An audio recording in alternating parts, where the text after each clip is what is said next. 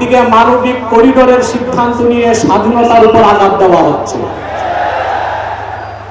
আমার মনে হয় বিতর্কিত নারী কমিশন করে আমাদের দৃষ্টি এদিক রেখে বর্তমানে মার্কিন যুক্তরাষ্ট্রের সাথে বাংলাদেশের স্বাধীনতা বিক্রির সওদাবাজি হচ্ছে কিনা সেটাও দেখতে হবে। হেফাজতে ইসলাম বাংলাদেশ শুধু দাবি করবে না, সকল মাসলাকের মানুষের পূর্ণ সমর্থন হেফাজতের প্রতি আছে, কারণ হেফাজত হচ্ছে বাংলাদেশে সর্ববৃহৎ ইসলামী অরাজনৈতিক সংগঠন। আজ আমি এই জনতার পক্ষ থেকে, বাংলাদেশের কোটি কোটি মুসলমানের পক্ষ থেকে হেফাজতের সম্মানিত আমিরের কাছে বলবো, হেফাজত রাজনীতিতে যাবে না, কিন্তু রাজনীতি নিয়ন্ত্রণ করতে হবে। 53 বছরের ইতিহাস আমাদের কলঙ্কিত। আলেম ওলামা পীর মাশায়েখ আর মাদ্রাসা ছাত্রদের পবিত্র রক্তে পা রেখে তারা ক্ষমতায় যায়, আর ক্ষমতায় যে ইসলাম ও মুসলমানকে চ্যালেঞ্জ করে। এই সুযোগ আর দেওয়া হবে না। অনতি বিলম্বে বিতর্কিত নারী কমিশনের সমস্ত প্রস্তাব বাতিল করলেই হবে না। যে নারী নামের হিজড়াগুলো এই দুঃসাহস করেছে, গ্রেফতার করে তাদেরকে আইনের আওতায় আনতে হবে।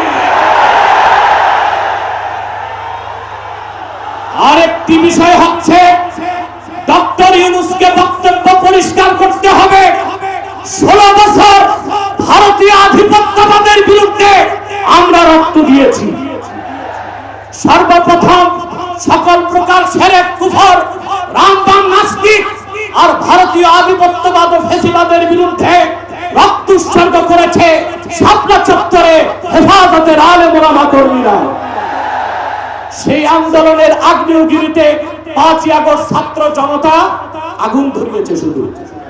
অতএব আলেম ওলামাকে বাদ দিয়ে কোনো সিদ্ধান্ত মেনে নেওয়া হবে না। ডক্টর ইউনূস সাহেব পরিষ্কার করুন, মানবিক করিডোরের নামে বাংলাদেশকে ইন্দো প্যাসিফিক অঞ্চলে যুদ্ধের দিকে ঠেলে দিবেন না। আগ্রাসী শক্তিকে বলে দিচ্ছি, আমার দেশের সবুজ লাল পতাকার দিকে যে চোখ তুলবে তার চোখ উপড়ে দেওয়া হবে। আমার বাংলার কোন 1 ইঞ্চি মাটিতে আগ্রাসনের থাবা বসালে সেই কালো হাত ভেঙে দেওয়া হবে। ব্লাসফেমি আইন করতে হবে। Freedom of expression, freedom of speech, বাক স্বাধীনতার নামে ইসলাম বিরোধিতা যেই করবে তাকে আইনের আওতায় আনতে হবে। আমার দেশে অসংখ্য আলেম ওলামা, নিরীহ মানুষকে জঙ্গি তকমা দিয়ে কারাগারে রাখা হয়েছে। যদি বাবর সাহেব মুক্তি পায়, তাহলে যে সমস্ত আলেম ওলামা জঙ্গির মামলায় ভিতরে, তারা কেন মুক্তি পাবে না? তাদের মুক্তির আগে সংস্কার না নির্বাচন হতে দেওয়া হবে না বাংলাদেশে।